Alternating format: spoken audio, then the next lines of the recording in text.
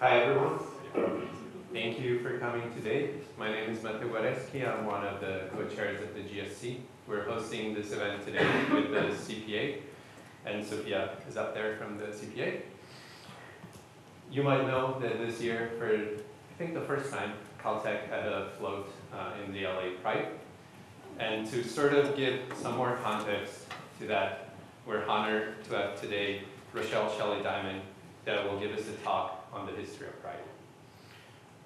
Rochelle is a member of the professional staff at the California Institute of Technology. She's the lab manager for 42 years and researcher for Dr. Alan Rothenberg's developmental immunology group at Caltech, where she offers guidance to all lab members, troubleshoots experimental protocols, and oversees instrumentation. She's also the safety officer for the group, and she is the facility director emerita and consultant for Caltech's Flow Cytometry and cell sorting facility, and she's been doing that for 40 years. That lab services or facility services various university divisions. And prior to her arrival at Caltech, Rochelle was a researcher at the University of Southern California School of Medicine, City of Hope Research Institute, and UCLA. She has owned and operated a prototype scientific instrumentation company and helped to build and operate protein sequenators for the City of Hope Research Institute. She was a member of the City of Hope and Genentech research team that cloned the human gene for insulin in 1978. And she's a fellow of the the American Association for the Advancement of Science and the chair emerita of Out to Innovate, formerly known as the National Organization of Gay and Lesbian Scientists and Technical Professionals. She has received numerous awards for her LGBTQ diversity work. And she has been listed in the Who's Who in Science and Engineering and Who's Who of American Women. Like I said, we're honored to have Rochelle here today, and I will let her tell you about her life and her work.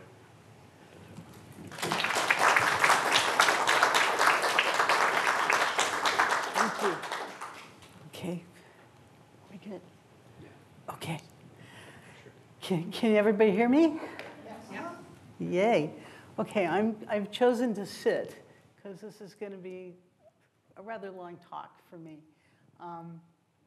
But first of all, I want to thank the Graduate Association and the Postdoctoral Association for this invitation. I'm really honored because nothing like this has actually happened since I've been at Caltech. And so I thought I should kind of let you in on some of the secrets of my life and how things went down and why they went down, and talk a bit about Pride, both at Caltech and nationally. So I'm sure you all know that Pride Month is the whole month of June, and it was dedicated to celebrating LGBTQ communities all around the world. And it's done in honor of the 1969 Stonewall Uprising in Manhattan. But most people don't realize that the first demonstrations actually were here in Los Angeles. They preceded the Stonewall riots by over 2 years. And it was the fact that the Black Cat Tavern was raided and people stood up and started rioting. And so that's kind of one of the things living in Los Angeles that I want people to know who live here, that it's not just about Stonewall. So Pride Month represents people coming together in love, in friendship, and seeing how far our rights have come, even though there's so much work to do, especially in this year and in future years. The fact is that we have to celebrate joy and our resilience and all the things that we've come through, and take pride in uniting all of us.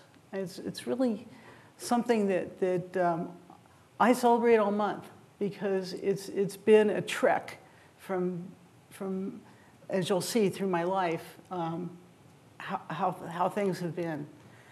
So let's see if I can operate this thing here. Okay. Let's see. That's the same one. There we go. Okay. So this is a continuing fight. In the late 70s and early 80s, it was the LGBTQ community members were considered to be mentally ill. And as a result, people like the engineers at JPL and other places couldn't get a security clearance to work. And if you were discovered to be gay through those security clearances, you would be let go or fired if you were at the job. It was just a horrible time. And we were barred from adopting, marriage, military service. And it just really was a tough time for the community.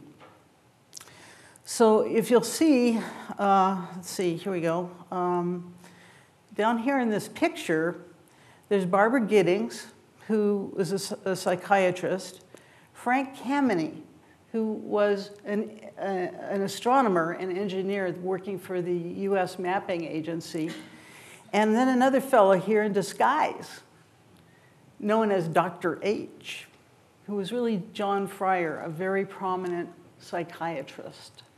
And it was John Fryer who delivered an amazing speech to the association at that time that changed the way psychiatrists were looking at our community. So that was just really, really an important event. And the fact that he had to be disguised, I mean, you know, he was afraid for his life or his standing as a very prominent psychiatrist at the time. So let's see, move this away and go to the next slide.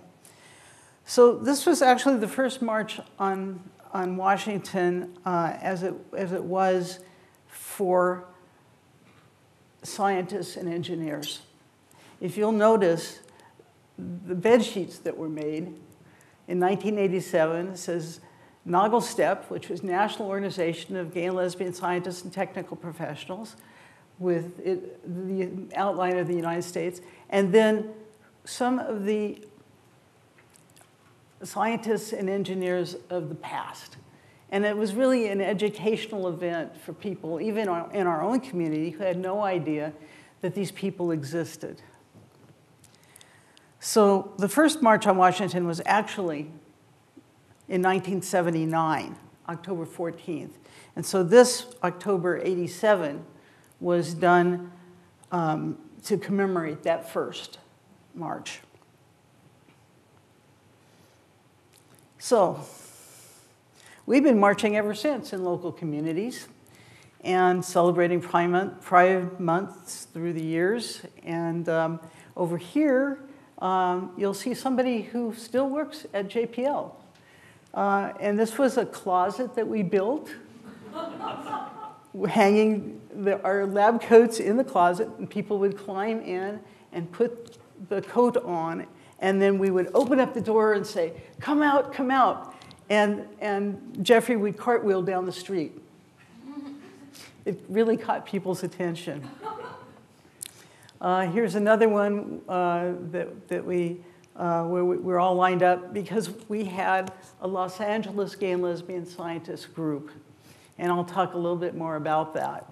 But there were Caltech people, there were JPL people, there were Lockheed, there were Boeing, all kinds of scientists and engineers who would come with us and celebrate this day. Here's another, we had a convertible with seismologist at the time, Kate Hutton, and me driving down the street. And actually, we won the Grand Marshal's Award one year for our group.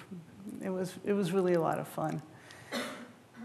And here I am paying homage to Stonewall. I actually, when I finally got across the United States, I actually made a point of going to Stonewall so I could see where it was and see how old it really is. So here I am. Why am I sitting here?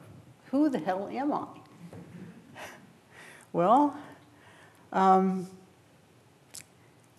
I was born in Phoenix, Arizona, to a mercantile family, prominent in the social community of Phoenix. I was the only girl of my generation, and I was expected to represent. But I was a major tomboy, and you can see me fishing here. But I had to actually have a real coming out. I was a debutante, of all things. Here I am. Some of my lab mates found this on the web and put it up in our conference room. I went to this debutante ball, and I went with my best friend, who I eventually married. And because that's what you did in those days. I mean, you know, it was the 60s, and you were expected to marry a man, and so what better thing to do than marry my best friend, who also was a glass blower, and actually that's how I got into a business for making instrumentation. But anyway, I went, at that ball, I became very ill, and I ended up having viral encephalitis and was paralyzed for over a year and had to have a lot of rehab. And I wanted to go to Berkeley, where my two brothers had gone, and my parents said, absolutely not. So if you want to have your car, and we're going to give you a car because you're graduating, you're going to go to this very small women's college in Denver, Colorado, where we had relatives. And so I wanted my car. And I went, and I went to the first orientation while I was there, and I sat next to somebody, and the person got up and said, now, if you are a lesbian, you might as well leave, because if you're found out, you will be expelled. And I turned to the lady on my left. I said, what's a lesbian? Had no idea. And so I knew at that point, whatever I had going on in my head, I had to shove down toward my feet. But I spent most of my time there organizing the anti-war movement against Vietnam. My grades were horrible. And a friend of mine said, hey, you want to go to the University of Hawaii and take some science classes? And I said, hell yeah. So we flew over, and I ended up taking actually a developmental embryology class. And boy, the rest is history on that one. I loved it. And I went back from there to Arizona State, raised my grades, and got into UC Santa Barbara, where I was able to get a molecular biology, biochemistry degree. And boy, that has really held me. And that's the only degree I have. But it's really held me in good stead. So I was, as Matteo said, I was on the team that cloned the human gene for insulin, that won $3 million to start the company Genentech. And from there, I was not allowed to be on the paper, and I quit.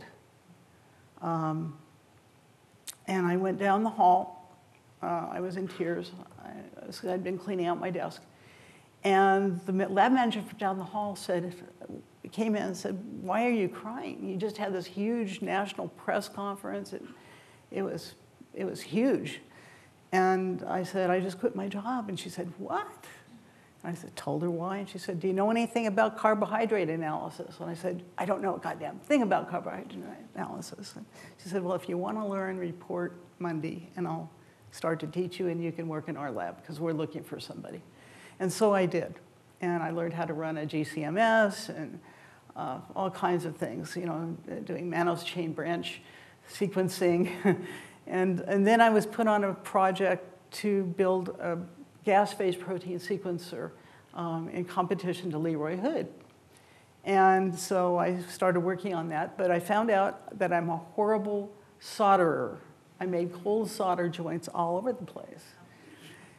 Now, City of Hope had bought our company, along with my husband, into the biomedical instrumentation division. And that division sent an engineer to work with me.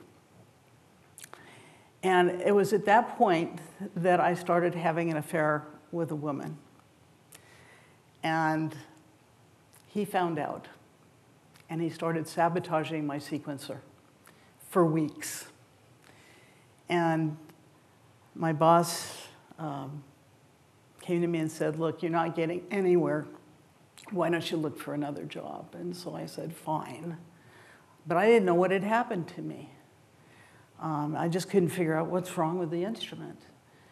And, but I immediately got a job at UCLA with the first prototype for gene therapy. It was a program project grant from the NIH where 3 groups got together to do this, and I was making DNA from mouse. And the head of the program took it, swiped it, went to Italy and Israel, tried to put it into women, and then NIH found out and pulled all the program project. And we had lawyers from hall to hall. And one of the researchers, one of the investigators tried to kill the other investigator, and I said, I'm out of here. I'm out of here. But in the meantime, my husband had called me and said, I know why you were let go. You were let go because Jim and the group at Bioinstrumentation had a big lunch, and Jim had too many martinis and bragged about how he ran me out of the department. And that was news to me.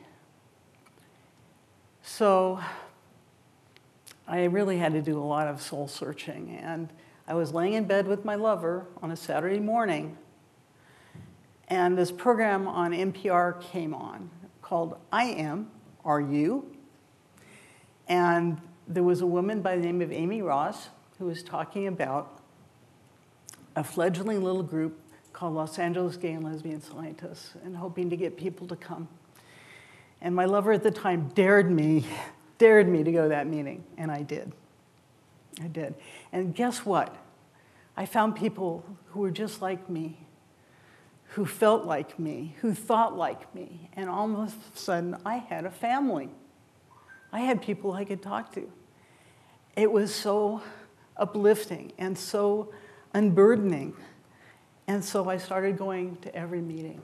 And I met Amy Ross, who I'm still great friends with, and actually ended up working for 3 years with Ellen's group. Anyway, she became vice president of several biotech companies and is now a trustee of USC, of all things. But now what am I going to do? Well, this woman came to one of the meetings, and we started to try and put together a women's program. And this woman and I co-chaired it, and we were going out to different sites to evaluate where we can have meetings. She became eventually my wife. I fell in love with her, she fell in love with me. We were both with other people, but we had to work it all out. Had to work it all out. So, my wife is right here. This is a Lagels meeting. Here I am. Here's one of the co-chairs. And yeah, so the rest is history on that front. So, let's see here.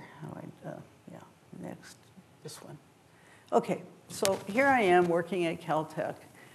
And that's our building, and 2 years into working for Ellen, Lee Hood came and talked to Ellen about making a facility. And she hired a computer jock who never got it up, and she came to me and said, you have instrumentation experience, can you help? And I said, well, I don't know anything about optics, but we got the manager from the EM facility, Pat Cohn, to come, and 6 weeks later we had our first client. We went down and trained at the Salk Institute with now a very famous flow cytometrist, Joe Trotter, and he taught me everything about this orthofluorocytograph, which was completely manual to the point where you had to even write all the programs in Pascal. You had to, wire it all up according to the program and to the boards. And but we had clients, and Pat was a wizard with lasers. And we started, doing stuff not only for Ellen's lab, but for the whole community. So it was amazing feeling to be able to help so many people. And just this February, I stepped down as the director. So I was the director for 40 years. And, but I'm never going to step down from Ellen unless she pushes me out. So, so that's kind of my experience at Caltech. And this is a little bit about the facility. The new director is Michael Gregory, and he's wonderful. So if you have stuff, please go and see him. We just do so many, there's only one Caltech. It's unique. It's just about every project we do is unique, even to the outside other facilities in the area, City Hope, UCLA, USC. They're all doing mostly immune cells.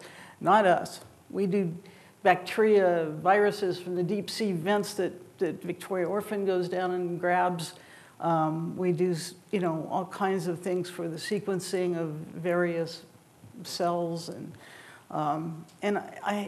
we even did Caltech pond scum one year. I mean, it was crazy, and we do a lot of neuro stuff.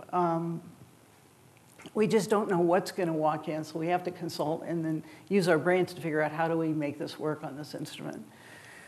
So through the years, I collected a lot of protocols, and so I wrote a book called In Living Color with the director of the facility down at UC Irvine, and it's now completely sold out.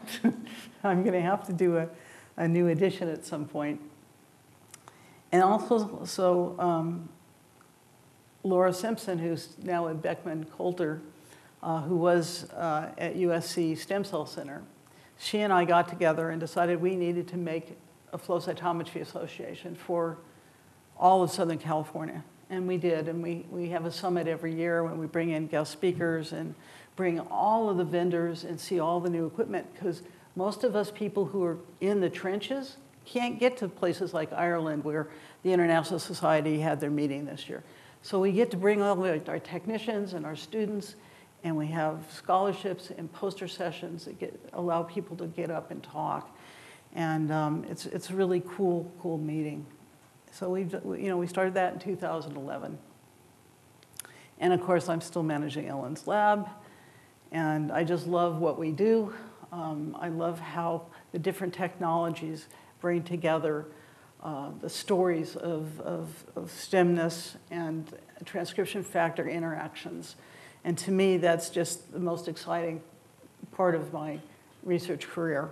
I love the technologies, but there's nothing like diving into the depths of cells and finding their own uniqueness and putting them together in the machine of life. That's my bag. So let's see, so anyway, okay, so let's get back to pride, right? Enough about me.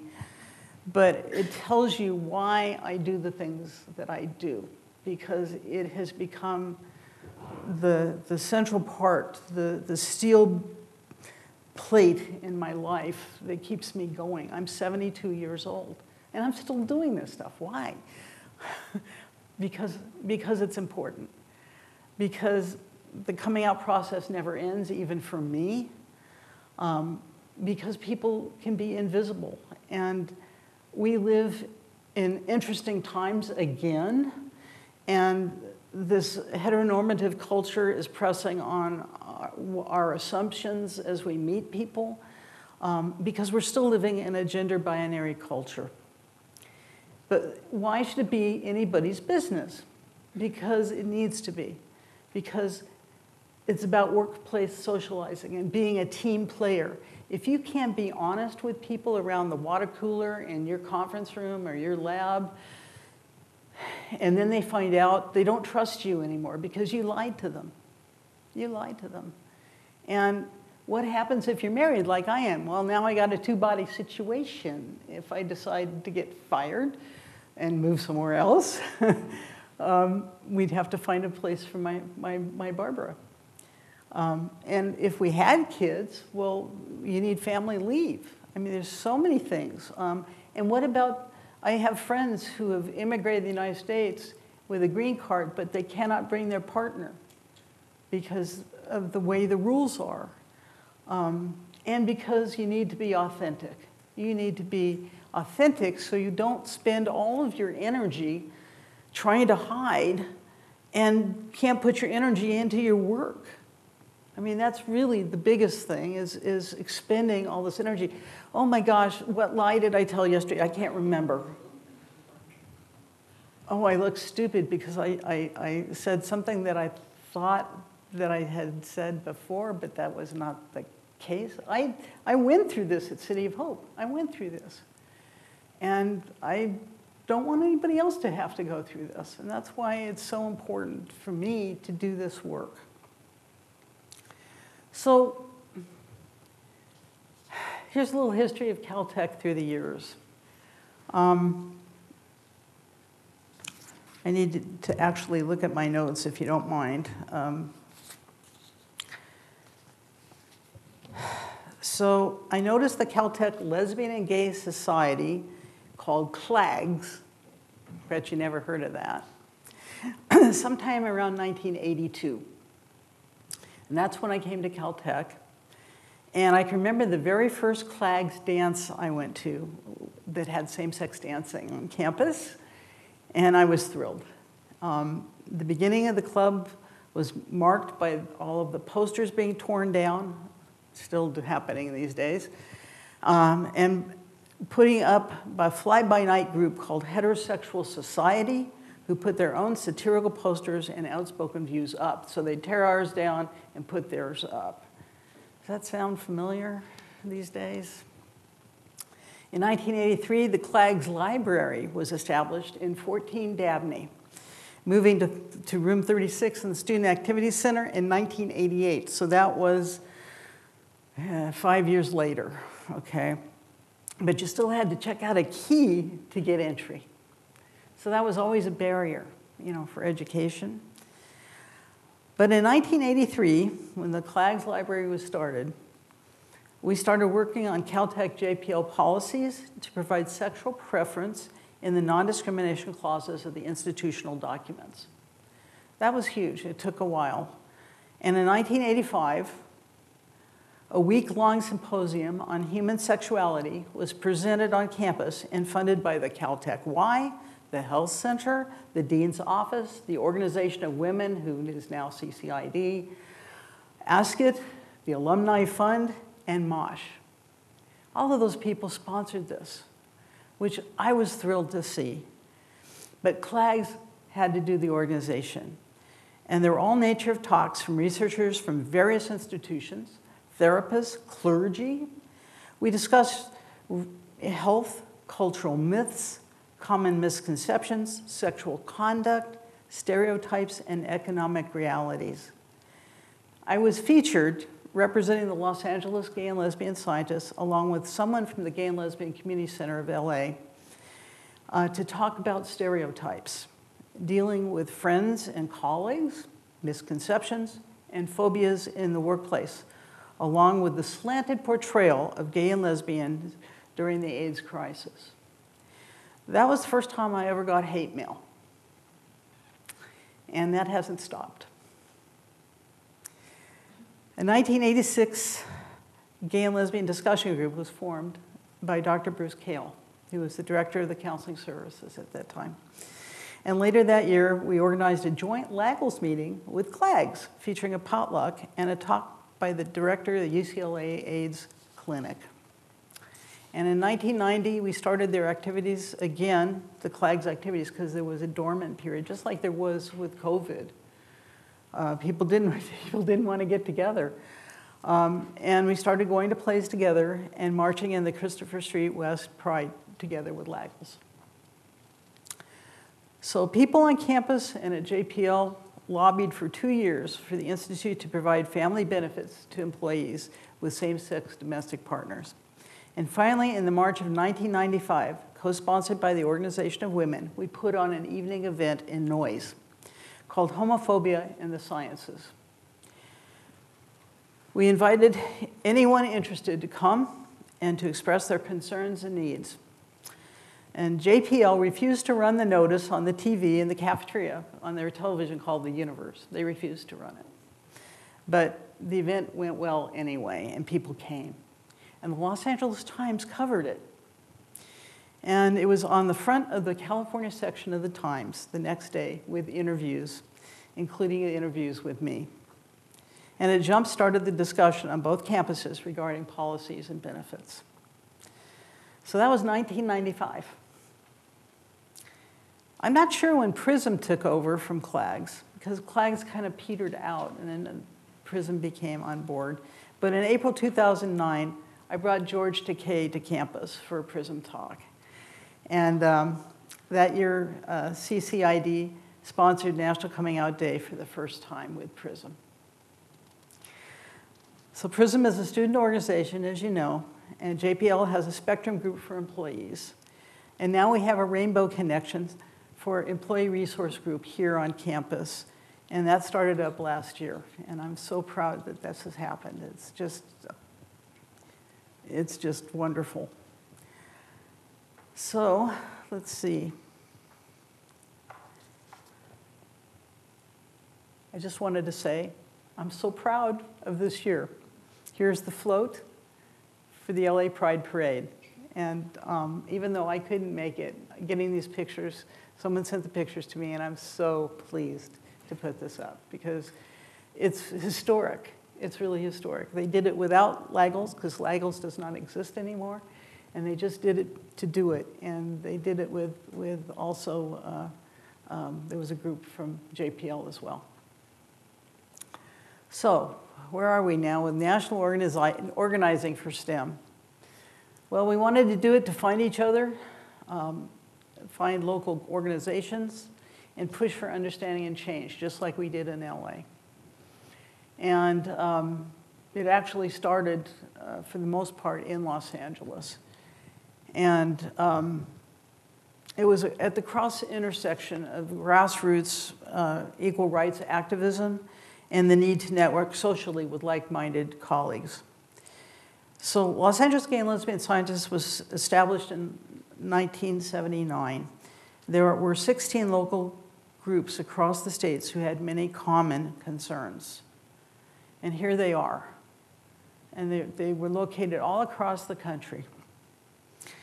Now, the original organizing efforts for a nationwide association planted its seeds at the January 1980 AAAS meeting in San Francisco.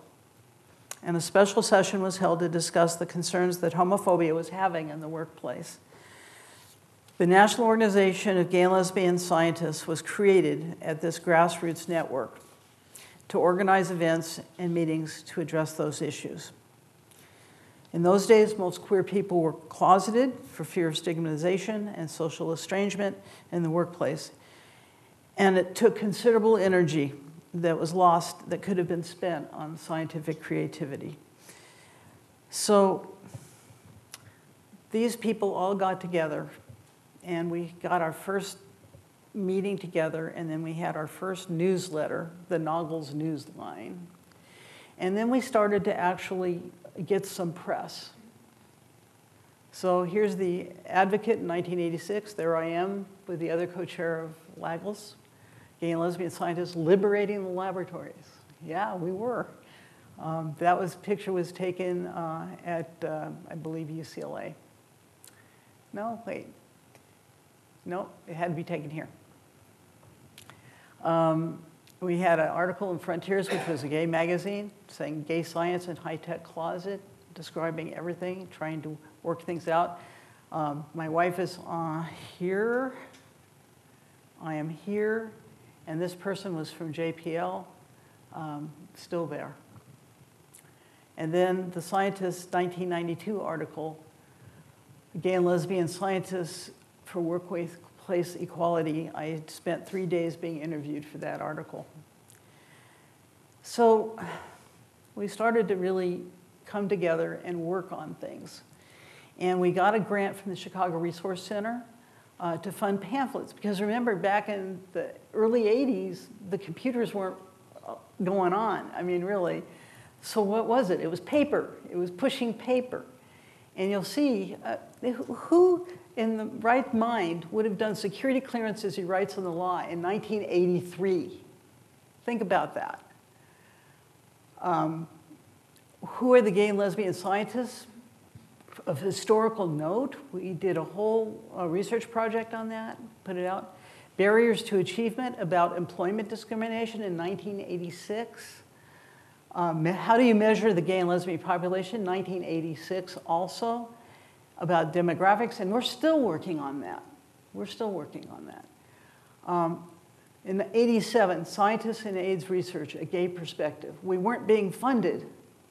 There was no funding for AIDS, and this was something that we wanted to get out there, and we actually did a symposium, a national symposium on this at AAAS, which actually started some of the pipeline of funding. Sexual Orientation and Computer Privacy, 1988, about data privacy, and Measuring the Economic Status, 1994. I mean, this is major history here, because look how long ago that was. I mean, probably some of you, weren't even around for this. So this is the list of it. But we felt good with AAAS because Margaret Mead, who actually came out later in her life, who was a sociologist, said, never doubt that a small group of thoughtful, committed citizens can change the world, and that's what we're trying to do.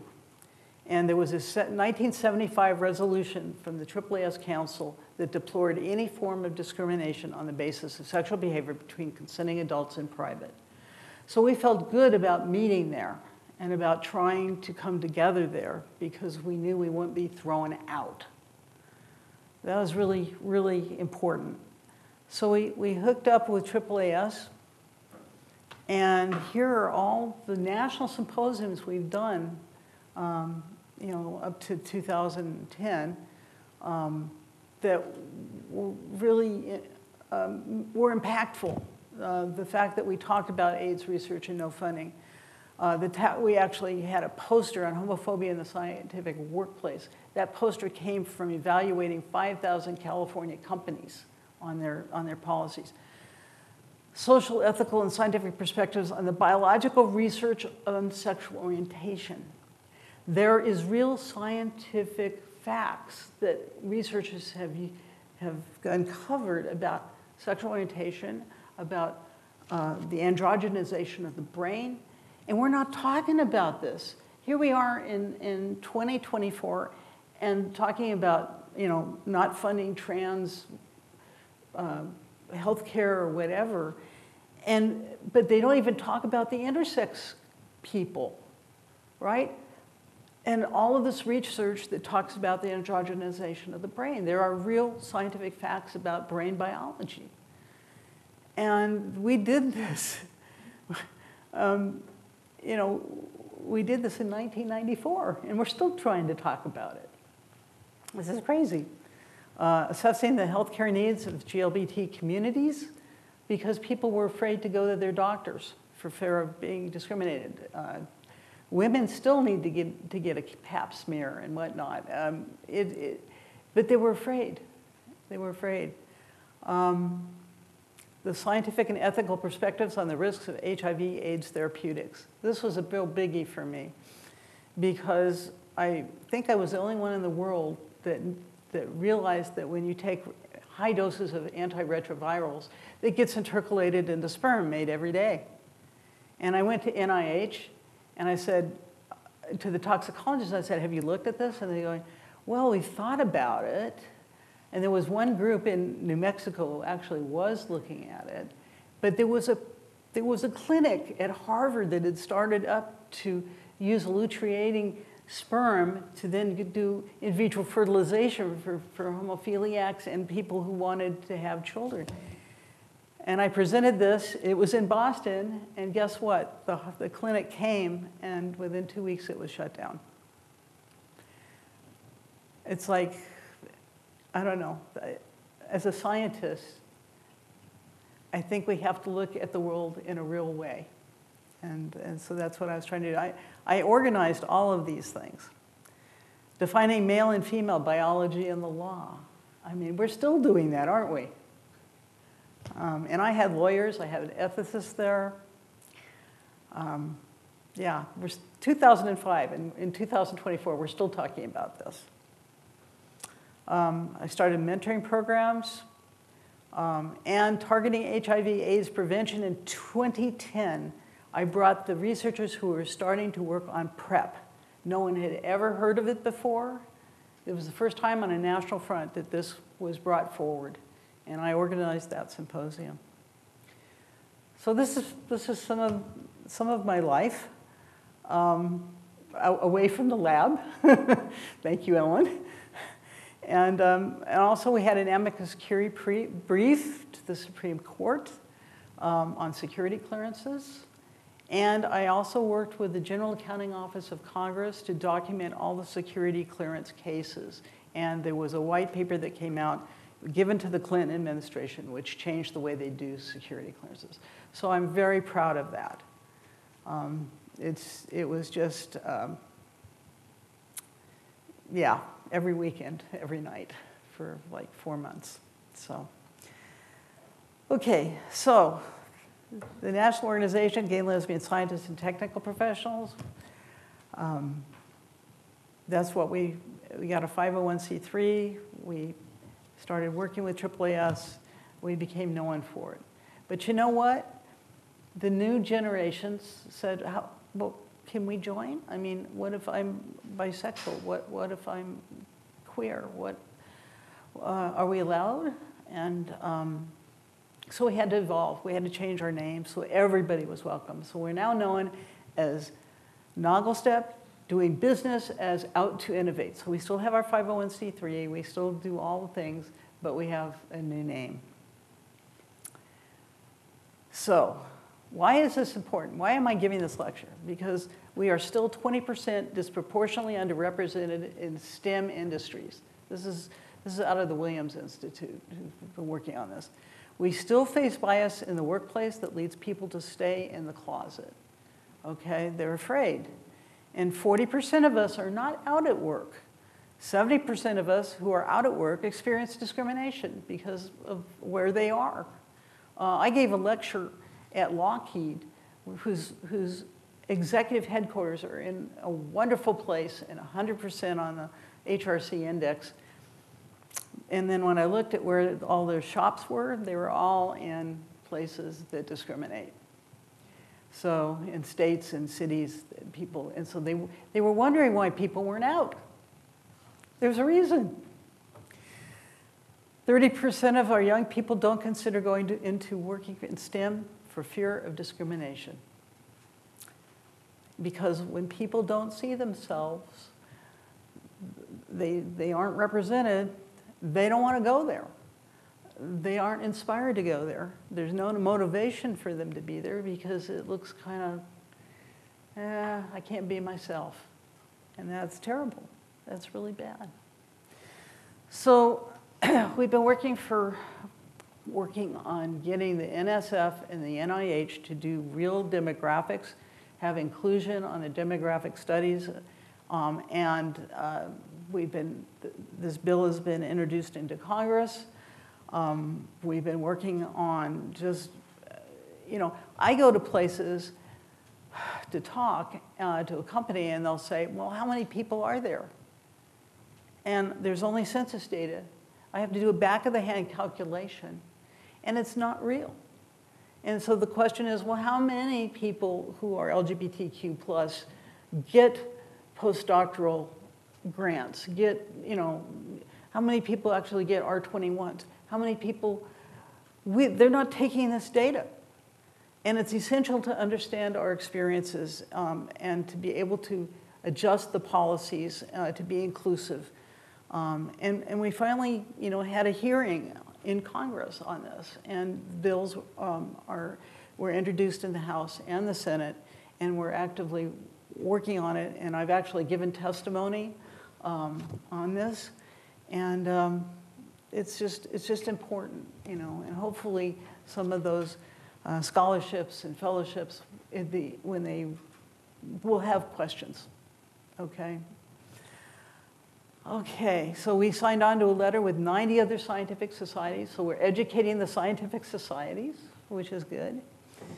And, but we still have a lot of work to do because, as you know, there are so many anti-trans policies and anti-woke policies that have come up right now, as of last week, over 522 anti-LGBTQ plus bills have been in state legislatures across the US. Most of them, or half at least, are targeting transgender and non-binary specifically. So we, along with civil rights, we're being assailed about free speech, education, gender-neutral bathrooms. We're still trying to push those here on campus. Gender identification processes. They're trying to ban our DEI policies. Well, I'm on the DEI BBE committee, so fortunately they haven't gotten to Caltech yet, but so many big universities, they've just had to destroy their programs. And our poor libraries, they're trying to censor all the books for young people, so they're essentially trying to erase that we're here. And so we still have a big fight. You know, gender-affirming care, totally ignoring scientific facts, like I said, about intersex people. It's crazy. Insurance policies, conversion therapy is only been restricted in 24 states, so the majority of states actually have a policy about conversion therapy, which is very detrimental. And then, of course, athletics. Well, what can I say about that?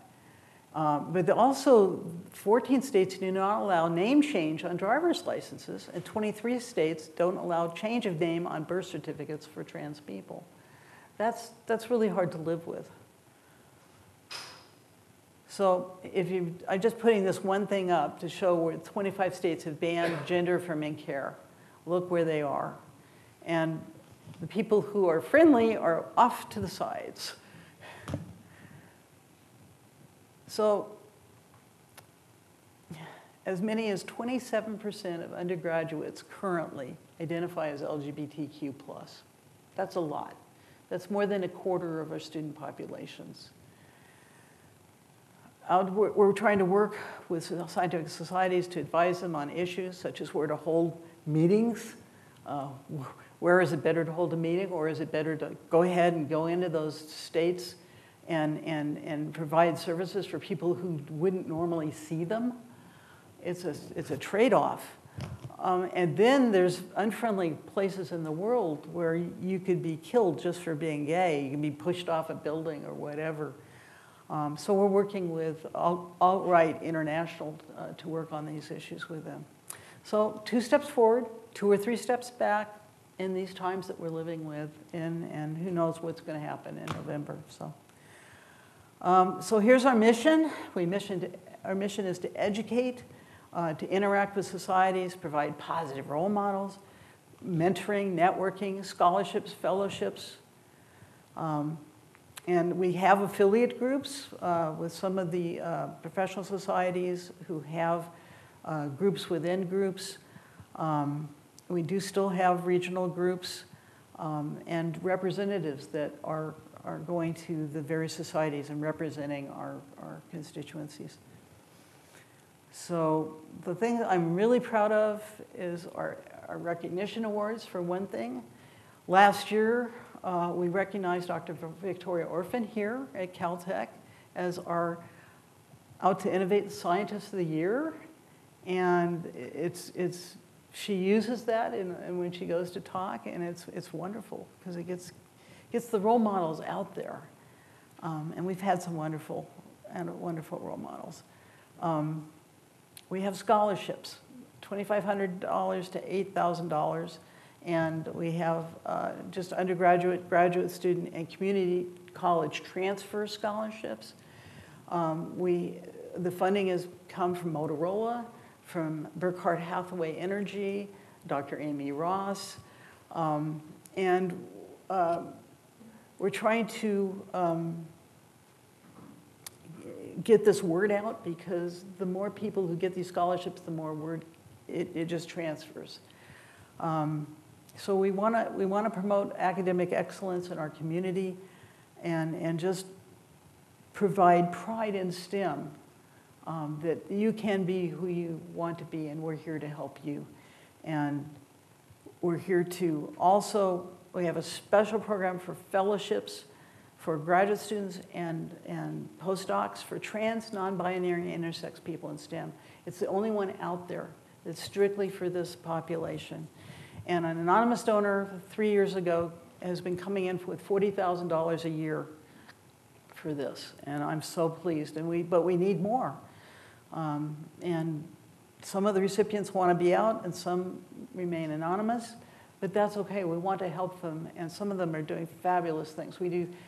I'll give an example of, there was one person that was doing research on the earth after a forest fire, and was having to rent a rototiller. And every time he went in to rent a rototiller, they were castigated by the people that would normally rent to them, because they were in a southern state. And so we bought them a rototiller and a trailer. But that's the kind of thing we can do if we know. And I have to have a box of Kleenex when I read these. And there's a committee of people who evaluate these, and we all just commiserate with each other, because some of it is just, the lives are so hard to you just get in your head. Anyway, go this way. Okay, we have mentoring programs, both with companies and educators. So we do e-mentoring, and it's free. And a lot of it comes from the people who are giving scholarships and fellowships too. And then some of them come back and want to be mentors. It's lovely. And we also do provide mentors for the Point Foundation, which is the world's largest scholarship provider for LGBTQ. And they actually are located here in LA. And here's our goals. Well, you can kind of figure what goals would be. But up until COVID, we had an in-person summit, and I want to get that going again, and just get this as an in-person thing, because it's so much better to be able to provide people to speak, and just to get the interactions with the students, with the professionals, and postdocs and professors. It's so meaningful. So we network with in all kinds of ways, and I just want to thank you guys for letting me come and talk about all this. The simple act of joining a group like Out to Innovate and showing support for our goals, to eliminate the discrimination where we are educating people, where we work in technical workplaces, where we just add a perspective and commentary in the scientific and engineering community. It's really important, and everybody can be part of that. You don't have to be a member, but we'd love it if you would be a member.